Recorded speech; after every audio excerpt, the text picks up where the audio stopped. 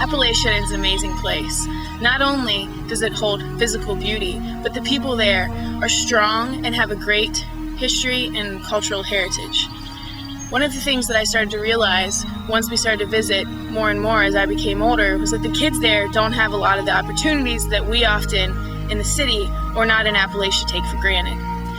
We've been to places and seen schools that have no heating and cooling systems, schools that close down when it's too hot or it's too cold because they're afraid what will happen to the children, schools that have computers and not enough electricity and or money to pay for the electricity to run them. We've seen families who live in homes that should be condemned but have nowhere else to go, or people who live in their cars and literally tuck all of their belongings away inside in hopes that they can one day change their life.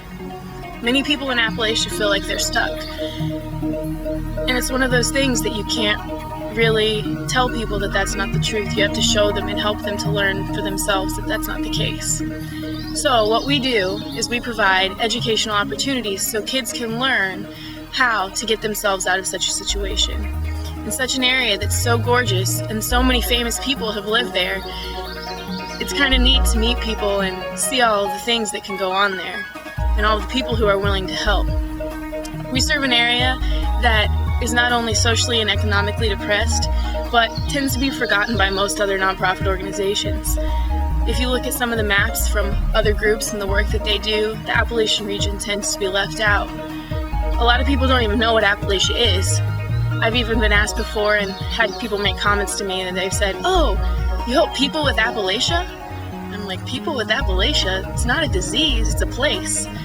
Appalachia extends from the north from New York to south to Mississippi and Alabama, covering the Appalachian Mountains.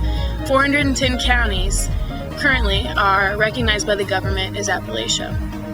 A great majority of those counties are considered distressed, which means that they are still lacking the infrastructure such as indoor plumbing and sewer water systems.